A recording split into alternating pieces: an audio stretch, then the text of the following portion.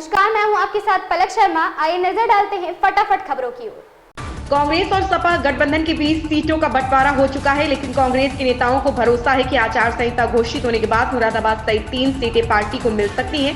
दूसरी ओर से सपा मुरादाबाद की सीट छोड़ने को तैयार नहीं है। कर्नाटक की कांग्रेस सरकार को बड़ा झटका लगा। दरअसल कर्नाटक सरकार द्वारा लाया गया हिंदू धार्मिक संस्थान और धर्मार्थ बंदोबस्ती संशोधन विधेयक विधान परिषद से पारित नहीं हो सका। विपक्षी पार्टियों भाजपा और जेडीएस ने इसका विरोध किया। विधान परिषद में विपक्ष के पास बहुमत है, ऐसे में विपक्ष के विरोध के चलते विधान परिषद से यह विधेयक पारित नहीं हो सका है। उपराज्यपाल वीके सक्सेना ने भारत के नियंत्रक एवं महालेखा परीक्षक कैग की 5 रिपोर्ट को दिल्ली विधानसभा की पटल पर रखने के लिए मुख्यमंत्री अरविंद केजरीवाल को पत्र लिखा।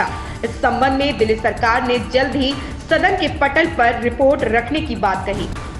जयराम रमेश ने कहा कि टीएमसी से अभी भी बातचीत चल रही है। टीएमसी के लिए हमारे दरवाजे हमेशा खुले हैं। टीएमसी ने भी कहा है कि वे इंडिया गठबंधन को मजबूत करना चाहती है और सबसे बड़ा मकसद भाजपा को हराना है।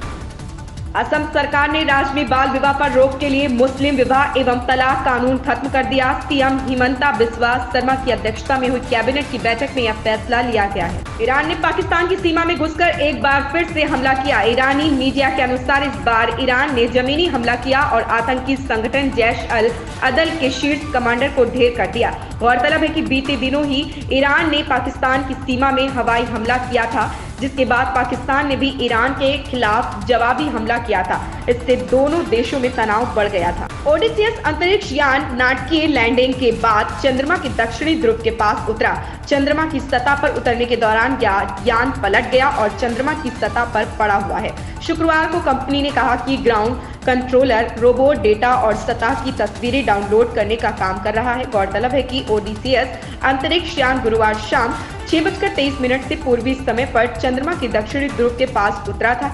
इस दौरान वैज्ञानिकों की टीमों को एक बैकअप पर काम करना पड़ा था और रेडियो संपर्क स्थापित करने में कई मिनट लग गए थे। छत्तीसगढ़ के सुकमा जिले में डीआरजी जवानों और नक्सलियों के बीच मुठभेड़ हो गई। इस मुठभेड़ में एक नक्सली मारा गया, साथ ही हथियार भी बरामद हुए हैं। खबर है कि इस मुठभेड़ में अन्य नक्सली भी घायल हो सकते हैं। अभिनेता आयुष्मान खुराना विश्व प्रसिद्ध बाबा महाकाल के दरबार में पहुंचे, जहां उन्होंने चांदी द्वार से बाबा महाकाल का पूजा अर्चन कर उनका आशीर्वाद प्राप्त किया। इस दौरान उनके साथ स्टाफ के अन्य लोग भी मौजूद थे। सभी ने पूरी भक्ति से बाबा महाकाल के दर्शन किए।